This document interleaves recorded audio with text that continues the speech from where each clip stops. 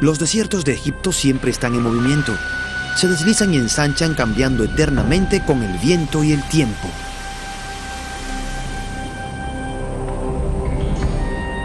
Elevándose de las rocas del desierto están las marcas del hombre.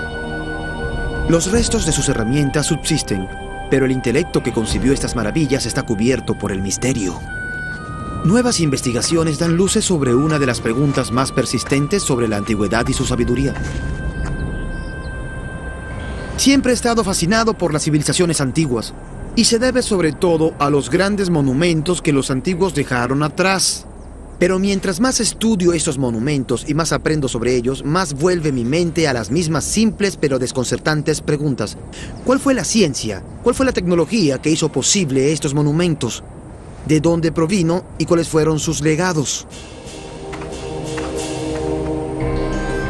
Sabiduría y antigüedad. Los egipcios.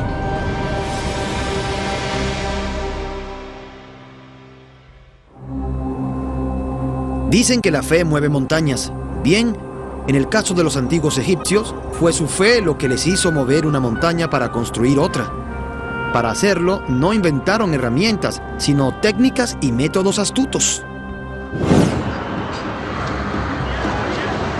Volé a Egipto buscando los restos de su antiguo pasado para descubrir algo nuevo sobre ese antiguo legado.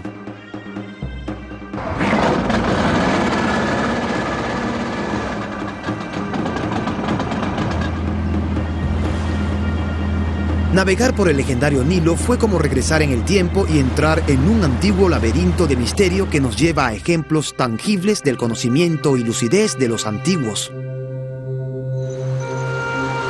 Los primeros egipcios vivieron en un mundo sin ciencia, en un mundo lleno de misterios con pocas explicaciones. Su legado comenzó hace 7000 años, cuando intentaron aprovechar el Nilo. Cada año, el río se desbordaba después de que la nieve se derretía en las montañas etíopes a casi 2000 kilómetros.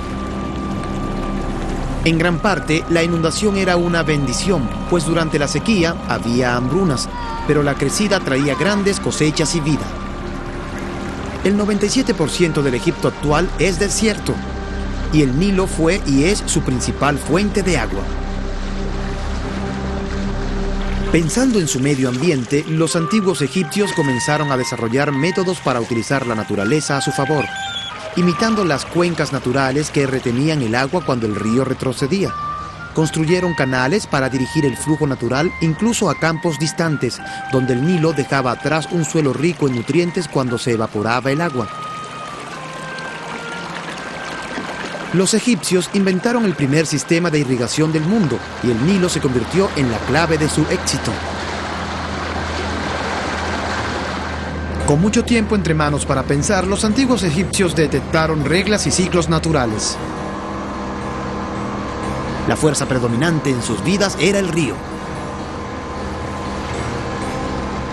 En una época anterior a la era de los jeroglíficos, sabemos que los antiguos trataron de predecir los niveles de la crecida haciendo marcas en las rocas. Dada su total dependencia del Nilo, los egipcios necesitaban un modo de predecir su comportamiento. Finalmente, construyeron esta fosa diseñada para atrapar el agua crecida. Desarrollaron un nilómetro, un método simple pero efectivo. Podía tomar varias formas, pero aquí en la isla elefantina, en Asuán, era una fila de escalones con una altura en codos tallada en la pared. Por la altura que alcanzaba el río, sabían qué esperar del año que iniciaba. Una altura de 18 codos significaba hambruna, 24 significaba abundancia y 27 predecía desastre. El nilómetro era un signo de vida.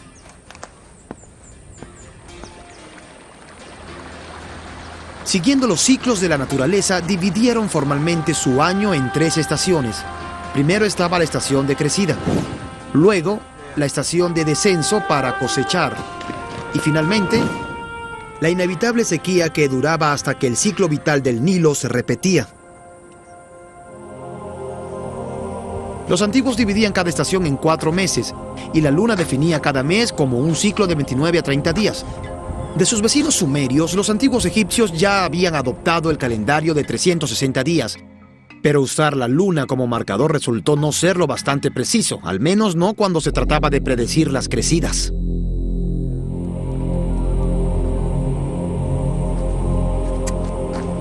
Finalmente buscaron otra solución, una que tendría consecuencias más importantes. Paso a paso intentaron hallar modos de ordenar su mundo, y mientras descubrían las reglas y ciclos del cielo nocturno, los egipcios notaron una estrella particular, Sirio o Septet, como la llamaban. Se elevaba una vez al año a mediados de julio, cerca del inicio de la estación de crecida. Desde entonces, esta noche marcó el Año Nuevo Antiguo, un ciclo anual de 365 días, igual que nuestro año actual. Su deseo de dividir el día y calibrar el tiempo motivó a los egipcios a crear marcadores propios. Fui a ver este marcador de 3.500 años en el Cairo. Aunque por todo Egipto, obeliscos como este ya se usaban 2.000 años antes. Como gigantescos relojes de sol, los antiguos podían saber la hora por su sombra. Pero, ¿cómo sabes qué hora es cuando no hay un obelisco cerca?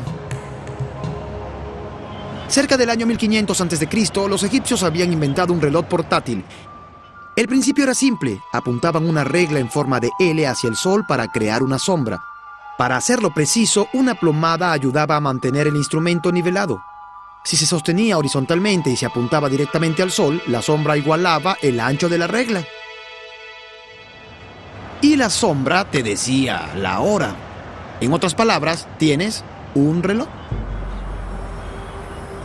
Por primera vez en la historia, los antiguos egipcios dividieron formalmente el día, aunque no fue en horas, sino en 24 partes, como lo hacemos hoy.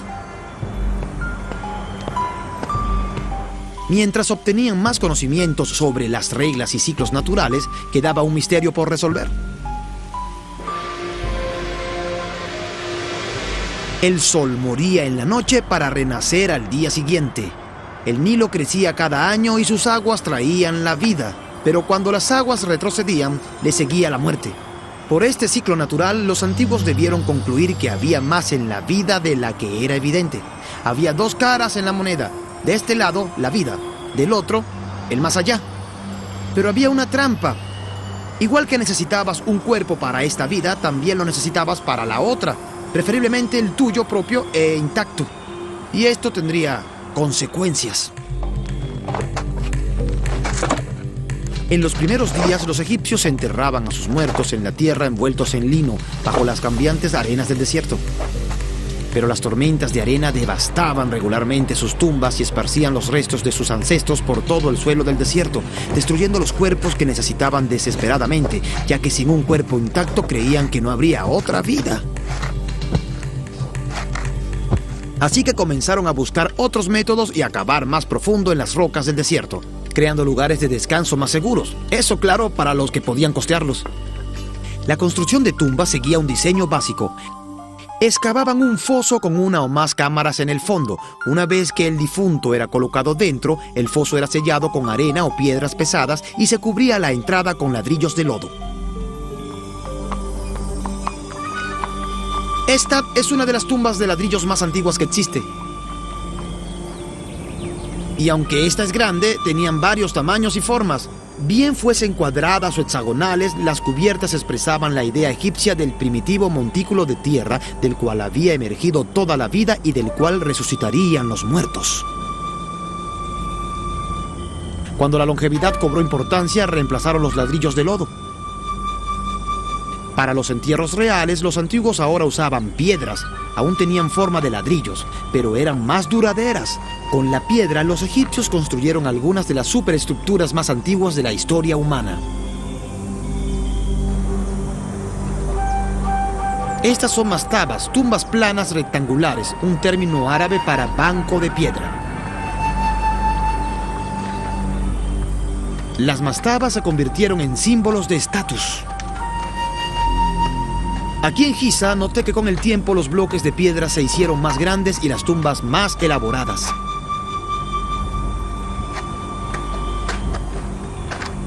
Esta era una fosa funeraria. Puedo ver que los antiguos artesanos eran verdaderos maestros. El alto nivel del acabado hace difícil creer que tenga 5000 años. Al final de la fosa, una mastaba como esta contenía una o más cámaras funerarias, dependiendo de la riqueza. Una superestructura rectangular sobre la fosa funeraria contenía un corredor, una capilla y otra característica importante, un serdab. ¿Y tu posición? Sí, creo Me reuní que... con el egiptólogo jefe de la meseta de Giza, el señor Mansur, para mirar dentro de una mastaba. Aquí está la capilla, o el corredor que lleva a la capilla de la tumba. ¿La capilla? Pueden ver cuán importante era esta tumba por el nivel del acabado y los detalles arquitectónicos. Antes de la capilla de la tumba, puedes ver un corredor. Y si observas el techo del corredor, verás que construyeron un techo abovedado. Enormes bloques de piedra forman las paredes y un techo de montura. Aplicando cuidadosamente el triángulo recto, los antiguos ingenieros calcularon el arco y luego removieron la piedra para crear el techo abovedado. Fue uno de los primeros usos de la geometría. Pintaron este corredor y pusieron en las pinturas de los muros. El señor Mansur aclara que los antiguos se llevaban obsequios y pertenencias materiales a sus tumbas, pero las pinturas en los muros reemplazaban el mundo en el que vivían. Estas imágenes eran tan buenas como las cosas reales y mostraban actividades apreciadas como la fabricación de vino y detalles de sus vidas como granjeros. Cada una es una mágica ofrenda eterna expresada como arte. En una tumba adyacente hay una poderosa presencia, la puerta del alma y su estatua residente. Además del alma, los egipcios creían que una persona estaba formada por el cuerpo, la personalidad, la inmortalidad y el nombre. Sin un cuerpo intacto o al menos una estatua para que habitase el alma, la persona no tendría una sombra y por lo tanto no existía.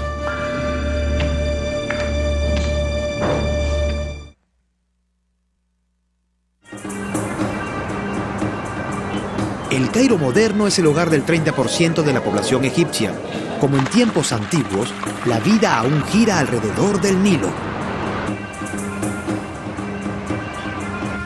Y la agricultura aún es una parte central de ella.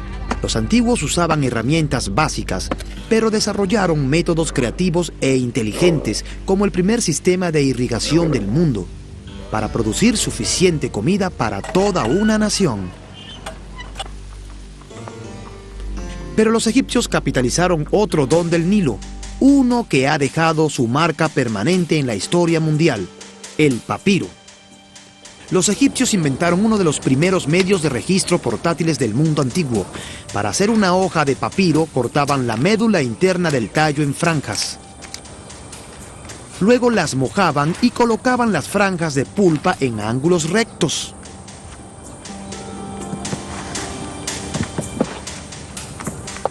Golpeaban para iniciar el proceso de fusión de la fibra. Grandes pesas continuaban la fusión de las células de la planta después de extraer el aire, reduciendo su grosor en un 75%. El secado por aire comprimía las fibras otro 5%. Mucho de lo que sabemos sobre la construcción de tumbas egipcias proviene de registros en papiro, pero para apreciar estas maravillas no hay nada como ver uno real. Así que fui a Saqqara, donde todo comenzó. Cerca del año 2600 a.C., Imhotep, médico y arquitecto del faraón Zoser, ideó una tumba apropiada para un rey. Había cuidado el cuerpo del faraón en vida y ahora le construía un hogar para la otra vida. Imhotep era considerado un genio porque llevó el diseño de la mastaba al siguiente nivel, literalmente iniciando una nueva era.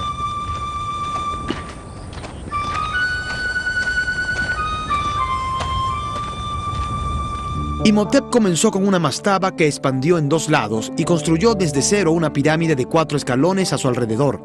Mientras lo hacía, superpuso otra construcción aún más grande sobre la primera, hasta que había creado una tumba con 6 escalones que se elevaba a 60 metros de altura.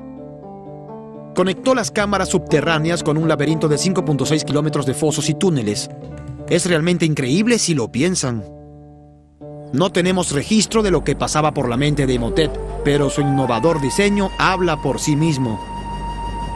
¿Había creado una imagen de los rayos del sol o era una escalera que llevaba el alma de Zoser hacia el cielo, a su otra vida? La pirámide escalonada de Imhotep asombró al mundo antiguo y la tumba de Zoser se convirtió en la primera pirámide de Egipto.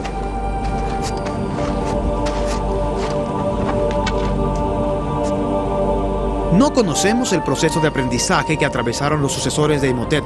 Ensayo y error, éxito y fracaso, lo que fuese, el hecho es que inició una nueva tendencia.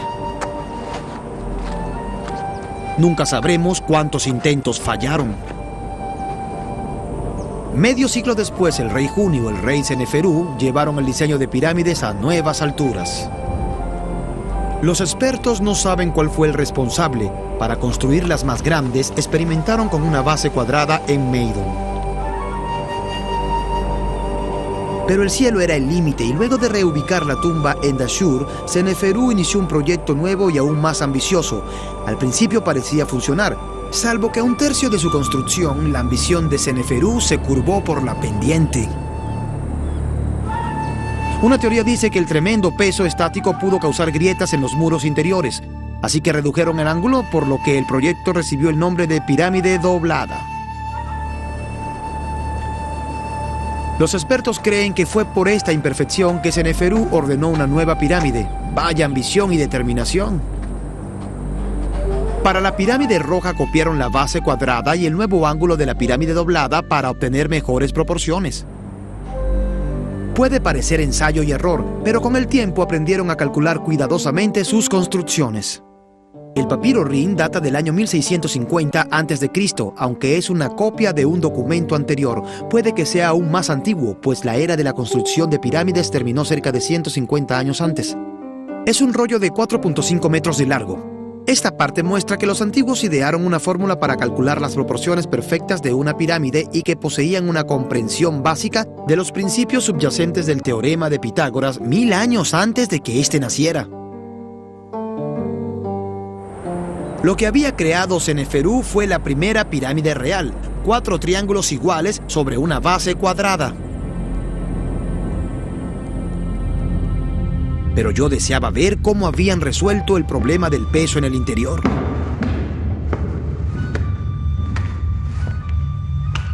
Un corredor lleva hasta 2 antecámaras y a una cámara funeraria.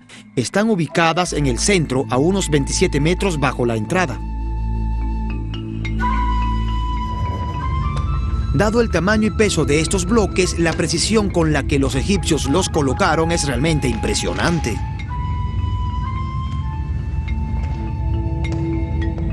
Así fue como distribuyeron el enorme peso. Construyeron lo que los arquitectos llaman techo a 2 aguas. Este tiene 12 metros de altura. Cada nivel sobresale solo pocos centímetros del que está debajo hasta que se encuentran en el tope. ¡Vaya! Luego, el corredor asciende algunos metros y lleva a la cámara funeraria.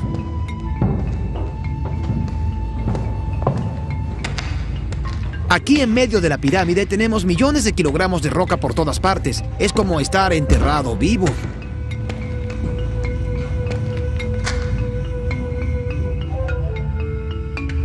Hace mucho tiempo que los ladrones limpiaron este lugar, pero el aire aquí huele como si no hubiesen cambiado en miles de años.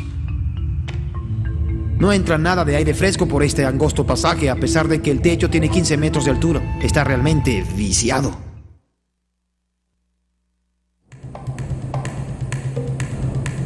Puede que conozcan las expresiones, si puedes soñarlo, puedes hacerlo, y solo el cielo es el límite. Cuando visité los antiguos lugares de Egipto, vi cuán ciertos eran estos aforismos hace mucho, mucho tiempo.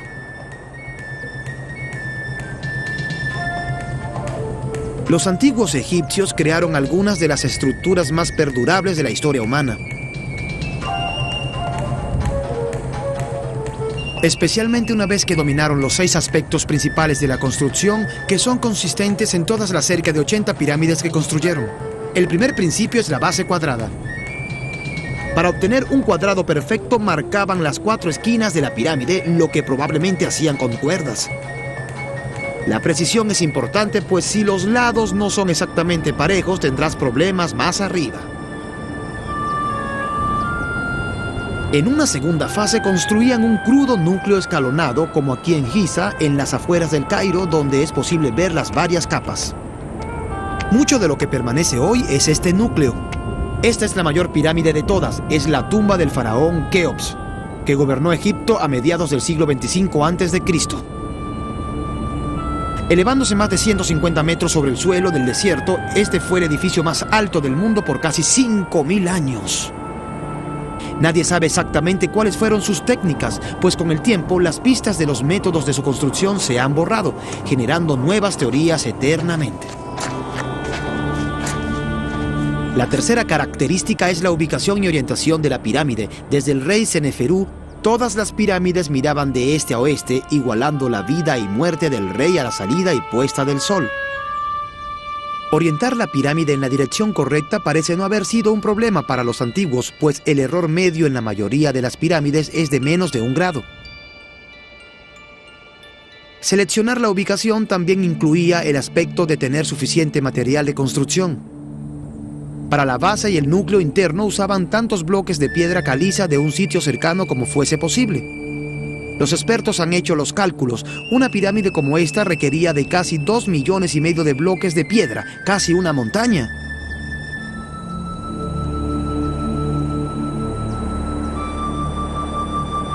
Aquí en la cantera de la pirámide aún puede verse dónde cortaron los bloques en el lecho de roca.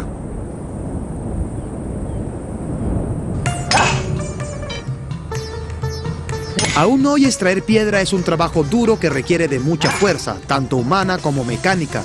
La comparación entre nuestros equipos modernos y sus técnicas hace que sus logros sean más sorprendentes.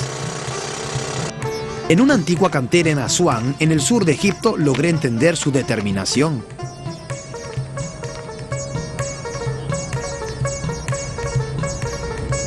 Este es un bloque de dolomita y, créanlo o no, era todo lo que necesitaban los egipcios para extraer enormes bloques de granito. Lo usaban como un martillo para golpear hasta que hacían agujeros como estos y finalmente creaban una zanja. El trabajo debió ser extremadamente tedioso, pero era muy efectivo.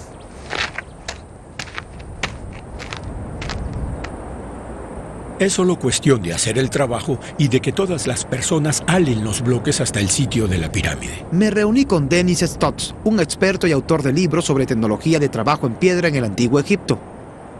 Se trata de un patrón de cuadrícula para aislar los bloques, listos para ser extraídos y puestos en la pirámide. Me explicó cómo movieron estos bloques para construir el núcleo de la pirámide. Por los diferentes tamaños, probablemente usaban varios métodos. En algunos casos seguramente arrastraron los bloques, mientras que en otros usaron trineos y varas de madera. Probablemente colocaban los bloques grandes con simples palancas de madera. En el tope, las rocas son mucho más pequeñas y probablemente podrían colocarse a mano. En la cuarta fase de la construcción usaban piedras más pequeñas para moldear la pirámide. El truco no era tanto la forma perfecta de cada bloque, sino la altura total de cada nivel, que debía ser absolutamente pareja. Como pueden ver, las pirámides están construidas con piedras de diferentes formas y tamaños, algunas tan grandes como camiones y otras del tamaño de un refrigerador. Todas unidas perfectamente, pero como si eso no fuese bastante difícil, los constructores debían mantener un ángulo constante desde un nivel de piedras al siguiente. Solo de ese modo podían darle a la fachada la suavidad del vidrio y mantener los ángulos con absoluta precisión.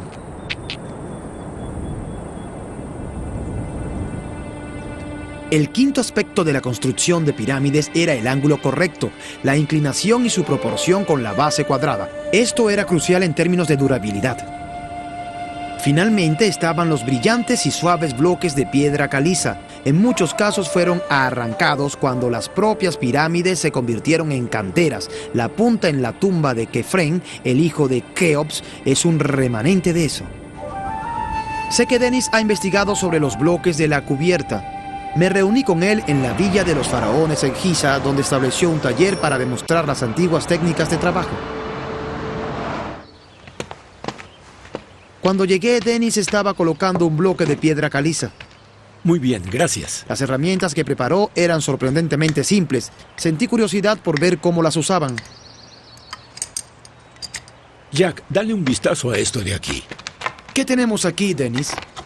Bien, este bloque de piedra es similar al tipo que usaron en la pirámide, particularmente para la cubierta. ¿Cómo hacían el bloque lo bastante suave para servir como cubierta? Bien, para comenzar a suavizarlo, usaríamos una herramienta como esta. Es un cincel de cobre, y el cobre proviene del mineral de cobre que proviene del Sinaí. ¿Lo ves?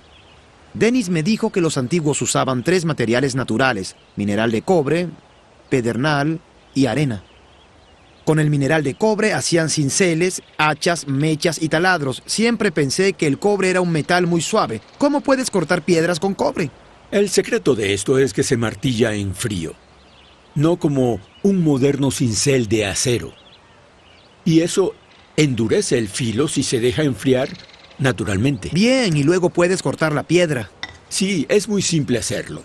Solo tomas el cincel, colocas el borde y luego cortas gradualmente alterando el ángulo del cincel para obtener un corte limpio a lo largo de la piedra. ¿Y eso te da un corte lo bastante suave para construir las piedras de cubierta? Sí, finalmente la harías muy plana. Pero existe otra técnica que podían usar, que era la de usar un raspador de pedernal. Tiene un borde afilado aquí y puede usarse así. Solo lo pones en ángulo en la piedra y raspas gradualmente los puntos sobresalientes. Así. Bien, Jack, ¿y por qué no lo intentas tú mismo? Oh, es muy suave, ¿no? Así que podría solo... Sí. Así que con esto emparejas Sí. todos los bordes. Y gradualmente podrías hacerlos tan parejos que obtendrías una superficie suave. Pulir es una cosa, pero ¿cómo sabes cuándo tienes el producto terminado? ¿Cómo sabes que tu superficie es absolutamente plana? Bien, te mostraré. En primer lugar, necesitaban una herramienta precisa para probar las superficies y saber si eran planas. Ajá. En realidad se trata de, si puedes sostener eso por mí y estirarlo bien apretado en la superficie, así. Bien, estas son 3 varas que tienen el mismo tamaño. Esto es extremadamente importante. Cuando la cuerda está tensada, puedes revisar debajo de ella con una vara para ver si hay puntos elevados. Así. Si tocamos la cuerda, sabemos que hay una elevación allí, ¿no? Sí, si la cuerda se levanta así, sabes que hay una elevación. Increíble. Esta técnica era muy astuta, pero si piensas en los millones de bloques de piedra que requerían de tales detalles, siento escepticismo sobre cuán efectiva era en el campo, así que reté a Dennis a hacer un pequeño experimento. Al caminar por aquí, verás bloques alineados y parecen estar muy nivelados mutuamente. ¿Cómo los hacían tan nivelados? Bien. Debían usar algo para probarlos. Así que los probaremos y veremos cuán bien están.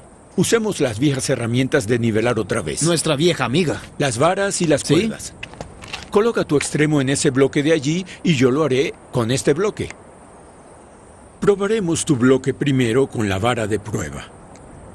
¡Oh, brillante! Nivelado. Cierto, es perfecto. Ese está bien, pero la punta está aquí. ¿Cómo está el nivel aquí? Oh, sí, debes sentir admiración por ellos. Así que los hicieron perfectos. Absolutamente. Los bloques están nivelados. Pero eso no era suficiente. Para que la pirámide fuese estable, los bloques debían ser horizontales. Dennis ha traído otra herramienta antigua. Bien, podríamos usar este marco en A para ver si el bloque es realmente horizontal. Horizontal como la superficie del agua. Sí, de hecho podemos usar la superficie del agua para ver si el marco es preciso y lo hacemos marcando una línea detrás de la línea de la plomada. Si tu medida es plana, entonces esto siempre colgará absolutamente vertical y entonces sabes que la roca es horizontal. Sí, bien, ¿cómo está eso? Perfecto, está absolutamente en el medio. Es muy bueno. Muy bien. Pero eso es una cosa, es decir, saber que el bloque es horizontal es bueno, pero de seguro debes saber si los lados son verticales. Sí, así es, Jack, pero tenían otra herramienta para ese propósito. Y solo había un lugar para probarla. Este es uno de los bloques de cubierta que alguna vez cubrieron toda la pirámide. Así es, Jack. Ya que este bloque debía encajar con su vecino, la cara vertical debía ser realmente vertical y podían probarla con esta herramienta llamada Marco F. Y por cierto, este es el único lugar en la meseta donde podemos probar si la superficie de un bloque de cubierta es realmente vertical. Es una herramienta simple. En tanto esta distancia sea igual a esta distancia y la línea de plomada toque ambos extremos, podremos decir que la superficie es realmente vertical. Bien, Jack, ¿cómo va eso? Va bastante bien, Ness. Entonces podemos decir que la Vertical. superficie es vertical. Muy simple, ¿no?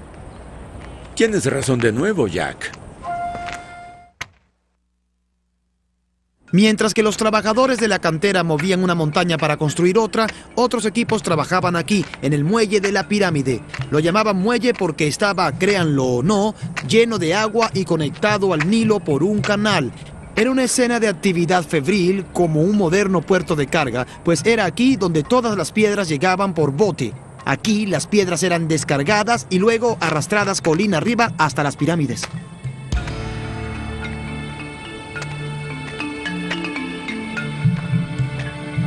Los antiguos sabían que el ángulo de las rampas era crucial. Entre 6 y 7 grados era perfecto para vencer la gravedad.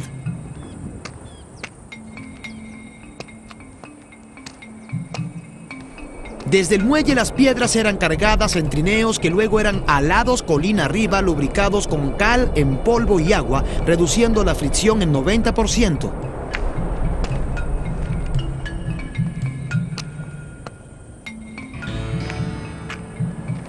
No querrías arrastrar una roca por esta colina. Me pregunto cómo eran las personas que arrastraban pesadas piedras hasta las pirámides día tras día durante los 20 o 30 años de construcción necesarios para construir estos gigantes.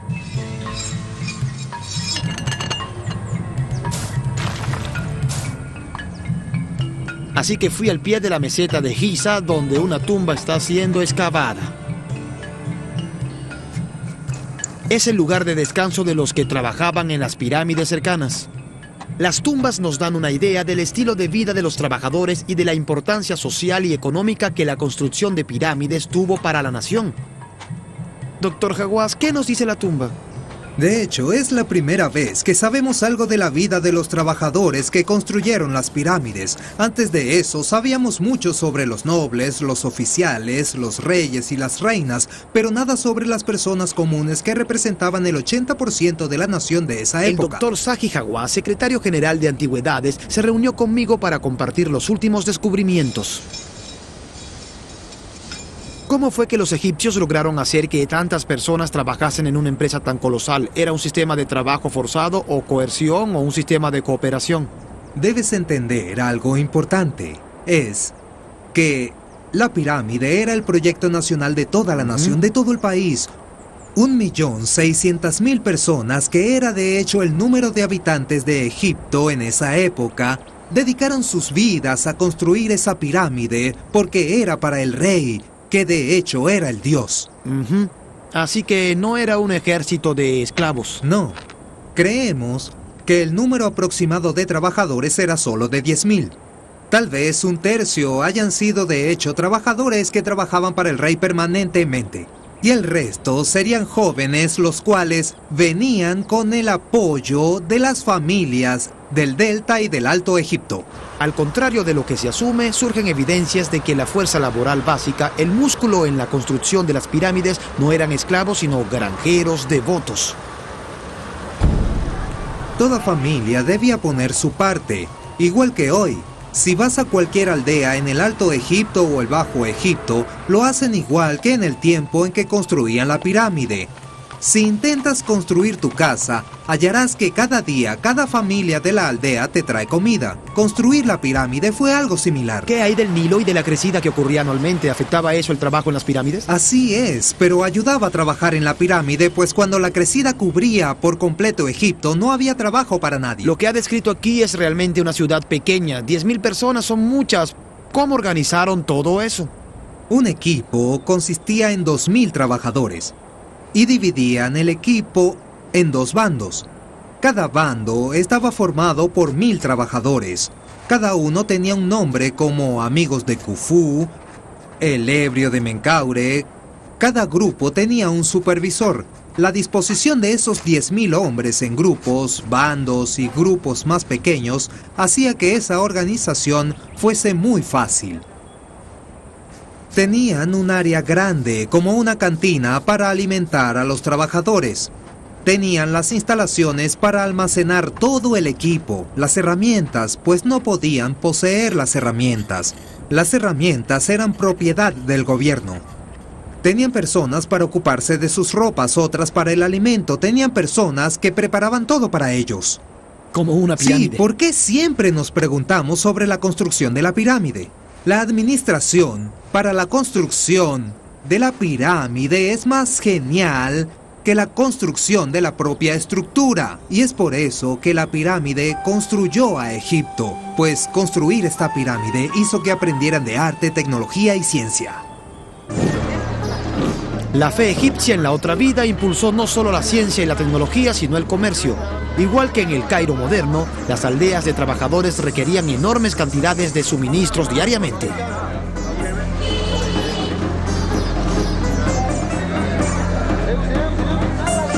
Muchos buscaron satisfacer esas necesidades. Y al irradiar más allá de las tumbas reales, su creencia tocó todos los aspectos de la vida cotidiana egipcia.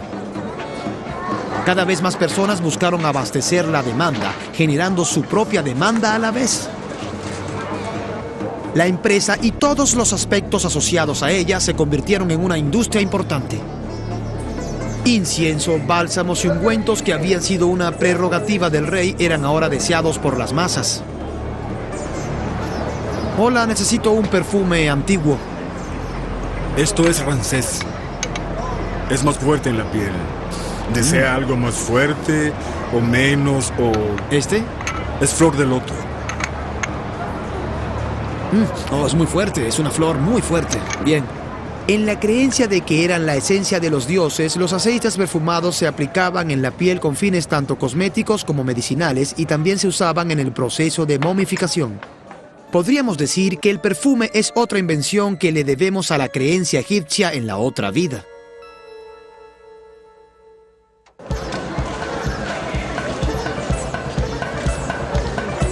También crearon una de las fascinaciones más perdurables del mundo.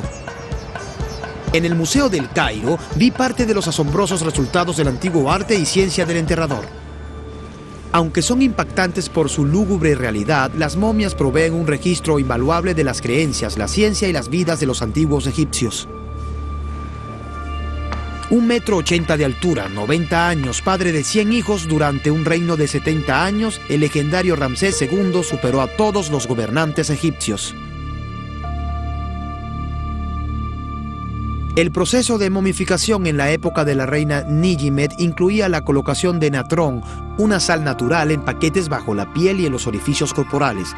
Cuando ella fue encontrada y transferida Nilo arriba hasta el Cairo, el natrón que había deshidratado su cuerpo absorbió la humedad del río, haciendo que su piel seca estallara.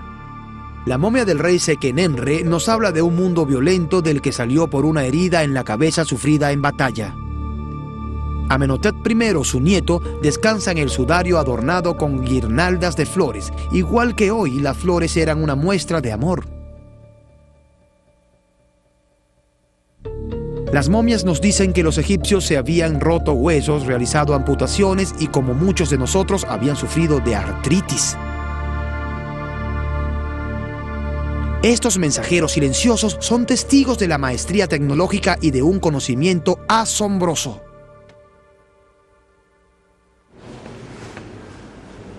Cerca de allí hallé otra maravilla antigua, un bloque de granito ahuecado, el ataúd o sarcófago de los antiguos. La superficie es asombrosamente suave. Astutamente cortaron la tapa del mismo bloque. Una asombrosa obra de artesanía experta y precisión que te hace maravillar. El árido ambiente del desierto inspiró a los antiguos egipcios a crear imágenes coloridas, fuesen para esta vida o la siguiente. En su mundo, las flores tenían un significado muy especial. Registros del año 2200 a.C. muestran que fue en el antiguo Egipto donde se crearon los primeros jardines ornamentales, más de 1500 años antes de los míticos jardines colgantes de Babilonia. Al ser prerrogativa exclusiva de la realeza, algunos dicen que los jardines antiguos eran una expresión del poderío del rey Dios, que era tan poderoso que podía hacer crecer flores donde la naturaleza no podía.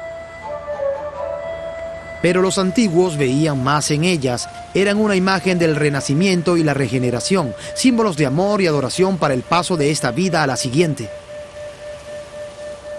Colocadas con las momias dentro de sus ataúdes, se creía que las flores las protegían por una eternidad y creían que el granito les brindaba el mejor seguro. En la escala de Mohs del 1 al 10, el granito tiene un 7, haciéndolo al menos tan duro como el acero. El cómo fueron capaces de ahuecar un trozo de roca tan dura es una pregunta para el experto en tecnología antigua Dennis Stokes. Una de las cosas más difíciles que debían hacer los egipcios, un proceso muy misterioso, era crear agujeros en la roca sólida. De cualquier modo, así es como lo hacían.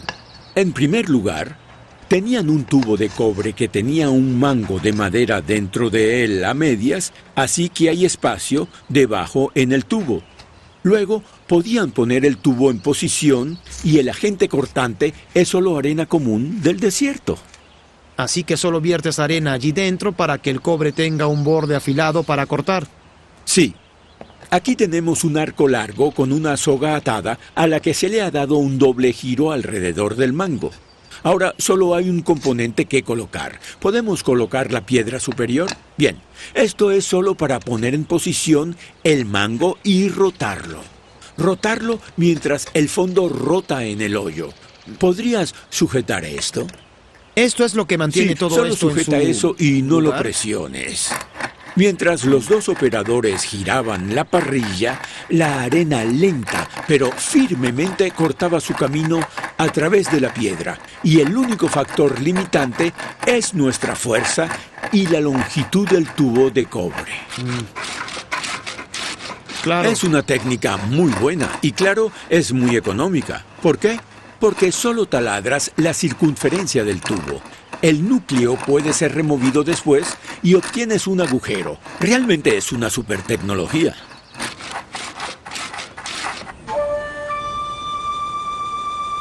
Con herramientas básicas pero con una aplicación maestra, los antiguos egipcios crearon maravillas mundiales.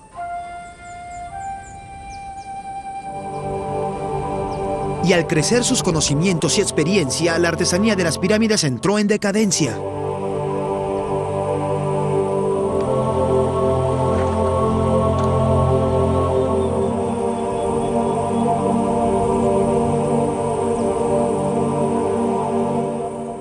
Al expandirse y diversificarse las industrias, emergieron clases sociales que ya no dependían de la familia real. Algunos historiadores creen que las guerras, hambrunas y cambios de poder en el sur contribuyeron al declive. Pero tomaría otros 1000 años antes de que los egipcios recibieran el golpe final. Surgió una nueva fe y a pesar de que también reconocía el concepto de la vida después de la muerte, aseguraba que no necesitabas un cuerpo para disfrutarla. La cristiandad se esparció por Egipto seguida por otras religiones, borrando una tradición de más de 3000 años en solo algunos siglos, eclipsando una cultura y un estilo de vida que había sido moldeado por las pirámides. En su búsqueda de vida eterna dejaron atrás el legado de la geometría básica, la ciencia rudimentaria y las tecnologías iniciales que prepararon el terreno para el crecimiento intelectual en otras partes. Cuando pensamos en las culturas intelectual y científicamente avanzadas del mundo antiguo occidental, tendemos a concentrarnos en Grecia y Roma. Pero esas culturas lograron su grandeza gracias en parte a lo que los antiguos egipcios sabían.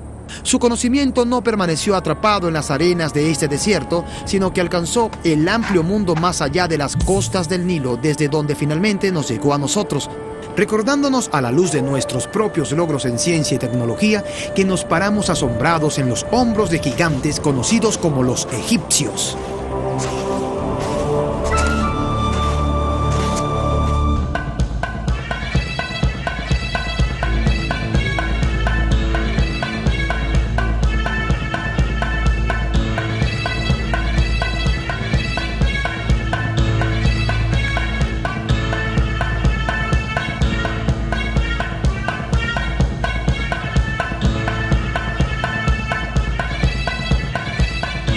Doblado en M&M Studios, Caracas, Venezuela.